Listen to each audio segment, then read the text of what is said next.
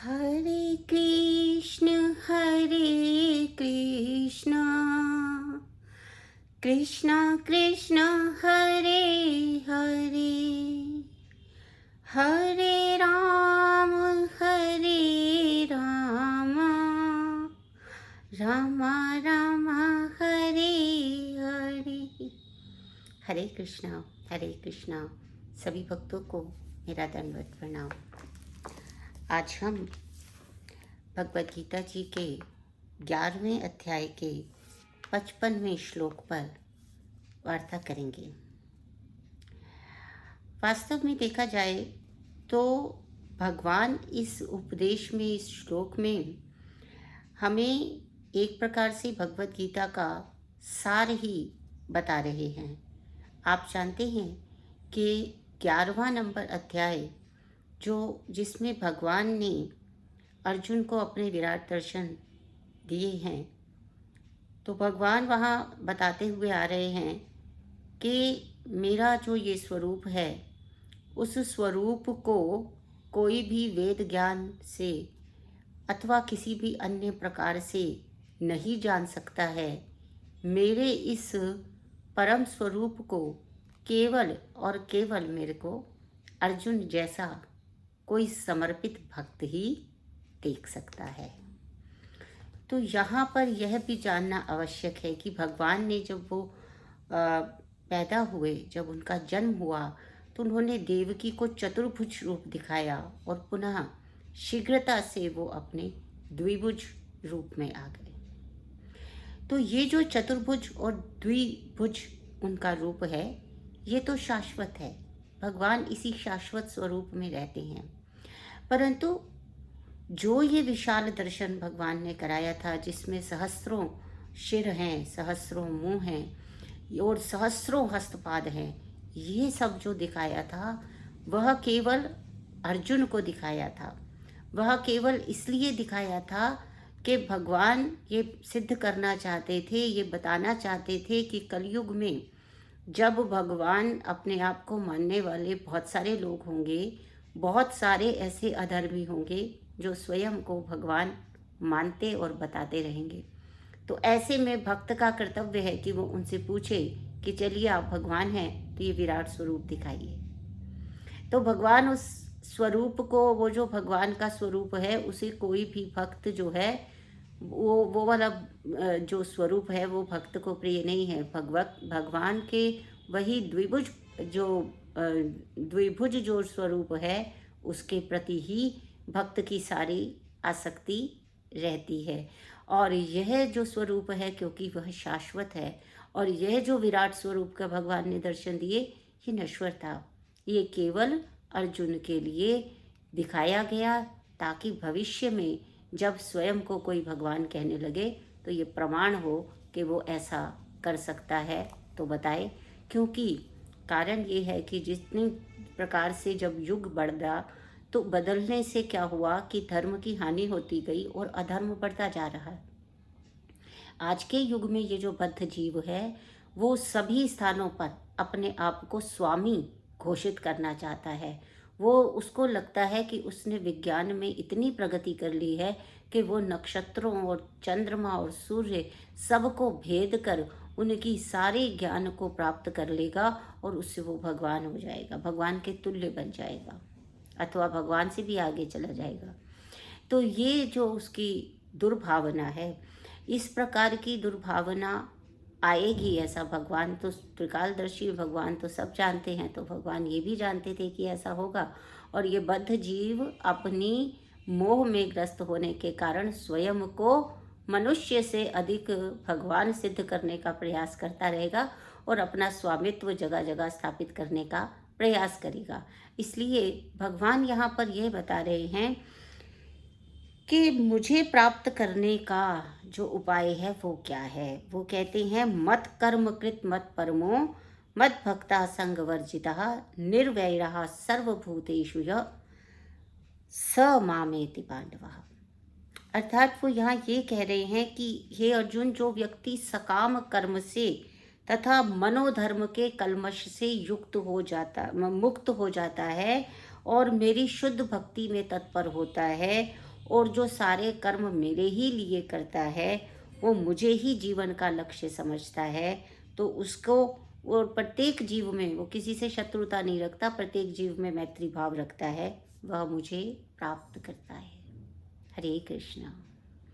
तो भगवान स्वयं बता रहे हैं, देखिए भगवान कितने कृपालु, कितने दयालु हैं कि भाई बद्ध जीव को यदि खुद समझ नहीं आता तो स्वयं बता रहे हैं कि क्या करना है।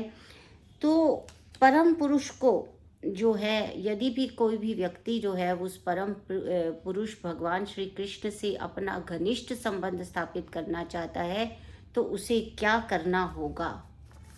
तो सबसे पहले तो क्या करना होगा कि ऐसा कोई भी कार्य न करें जो कि कृष्ण से संबंधित ना हो।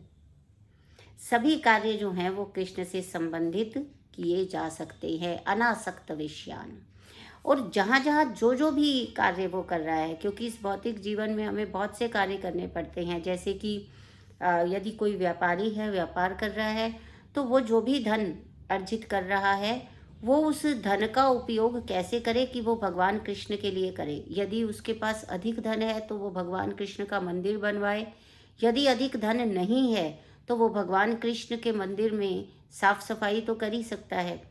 और जो व्यापारी है वो अपने सभी जितने भी उसको लाभ प्राप्त होता है, उसके एक निश्चित अंश को वो भगवान को समर्पित करते हुए चले, और प्रत्येक कार्य इसी रूप में करे कि वो भगवान की सेवा कर रहा है।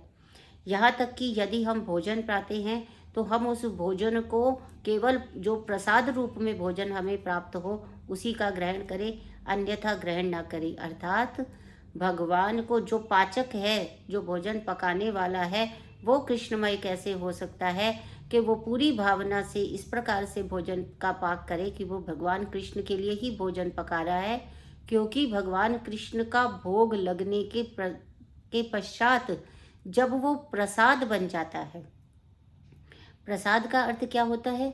जो प्रसादन करने वाला हो, अर्थात जो इंद्रियों को केवल तृप्त न करे, प्रसन्न करने वाला हो। तो ऐसा जो भोजन है, जब वो प्रसाद बन जाए तब उसी भोजन का वो ग्रहण करे।